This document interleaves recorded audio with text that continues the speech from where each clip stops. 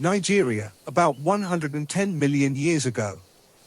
This area was once a vast inland environment with freshwater floodplains and swift rivers, likely shaped by a tropical climate with dry seasons.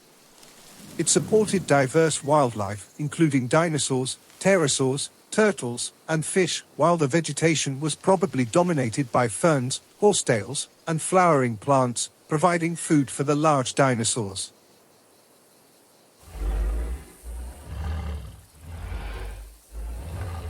Suchomimus, a piscivorous spinosaurid. Unlike most large theropods, Suchomimus had a skull resembling that of a crocodile, characterized by its elongated, low snout and slender jaws.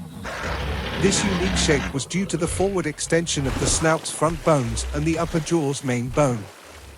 The premaxillae had an upward projection that separated the maxillae from the bony nostrils.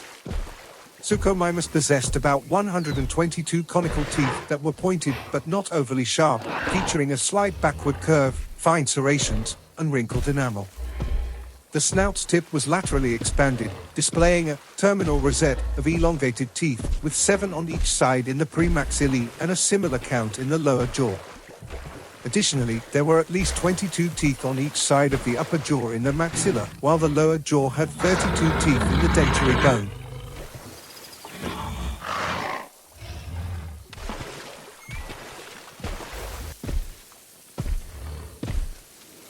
In 1986, a fish-based diet was proposed for baryonyx, gaining traction in 1997 with the discovery of fish scales in a specimen. By 1998, researchers suggested that Suchomimus had a similar diet, noting its elongated jaws and long teeth akin to fish-eating crocodiles. An American paleontologist highlighted that spinosaurid teeth were designed for grasping rather than slicing, resulting in fewer serrations than other theropods. Suchomimus had a strong secondary palate that reinforced its mouth against the twisting forces of prey. Additionally, findings revealed that spinosaurid skulls were shallower, longer, and narrower than previously thought.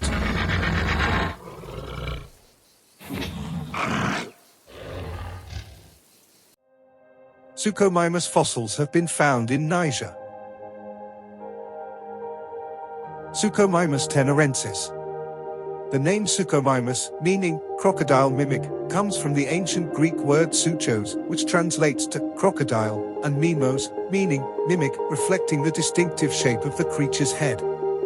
The specific name tenerensis honors the Tenor Desert, the location where this species was discovered. The purpose of Suchomimus' robust forelimbs and large claws remains debated among researchers. In 1986, it was proposed that Baryonyx used its claws to catch fish by riverbanks, similar to grizzly bears. However, a 1987 theory suggested these claws were for scavenging, which faced criticism as most carcasses would likely be cleaned by earlier predators. A 2005 study by a Canadian paleontologist argued that Suchomimus forelimbs were adapted for hunting larger prey due to their snout's inability to withstand significant bending forces. Additionally, a 2017 review of the Spinosaur family proposed other possible uses for their limbs, such as digging for water, reaching difficult prey, or burrowing to create nests. Several yards away, across the lake, Ouranosaurus, a herbivorous hadrosaurid.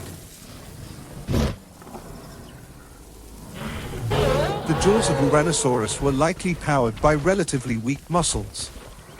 This dinosaur featured small temporal openings behind its eyes, which allowed the larger jaw muscle to connect to the lower jaw. Notably, Ouranosaurus was the only known horned ornithopod, distinguished by small rounded horns positioned in front of its eyes. The back of its skull was quite narrow, limiting the area available for jaw muscle attachment that would typically enhance biting power. Additionally, a smaller muscle called the musculus depressor mandibulae, responsible for opening the lower jaws, was situated at the back of the skull.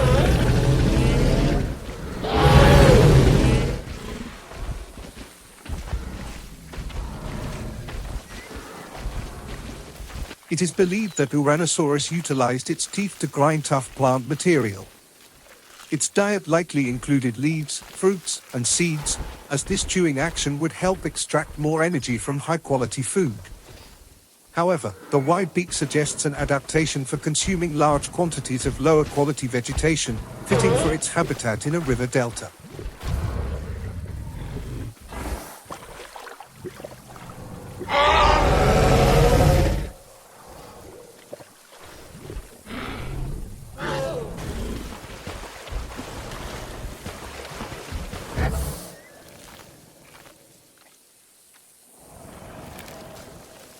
Ouranosaurus exhibits more traits similar to advanced iguanodons than to primitive ornithopods. The subadult paratype specimen shows remodeling signs, and its high vascular density and circular microstructure suggest rapid growth. While faster growth usually correlates with larger body sizes in the same phylogenetic groups, the specifics of this relationship are unclear. Ouranosaurus is similar in size to the slower-growing Tyrannosaurus, raising the question of whether its rapid growth is tied to its larger size or if Tyrannosaurus marks the growth limit for slow-growing ornithopods.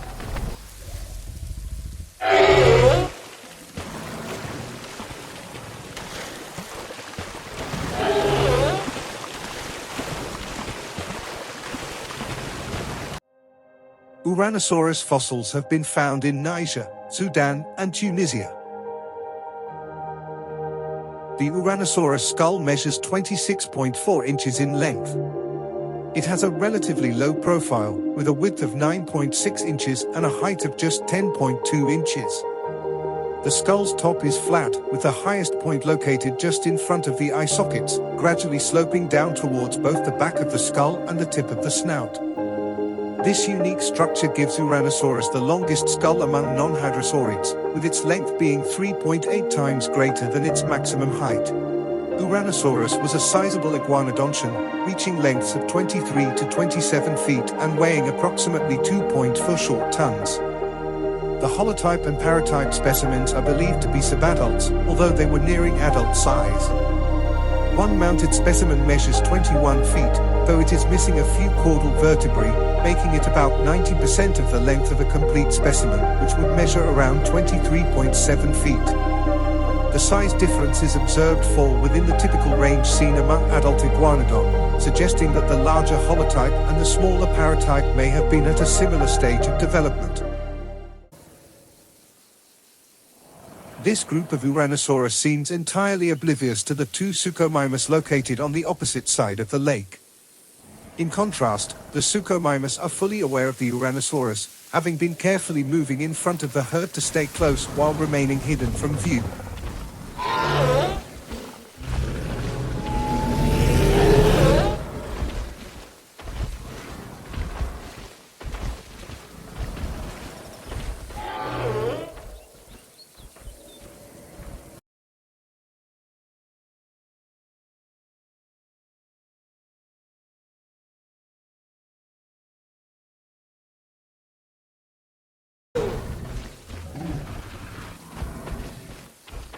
The Suchomimus duo has chosen to sprint across the lake in an attempt to bewilder the herd. Their strategy involves isolating a single Ouranosaurus by driving it away from the group and back over the lake, making it easier for them to capture their target.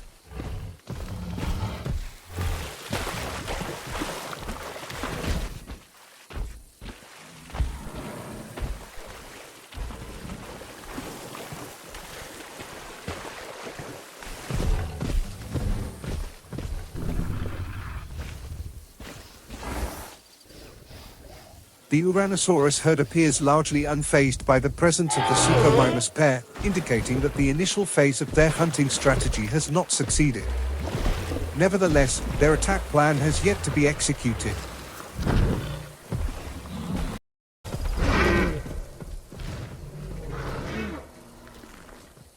Despite a challenging beginning, the plan was carried out successfully. Now, it's time for the younger and less experienced Suchomimus to make their attempt at the attack.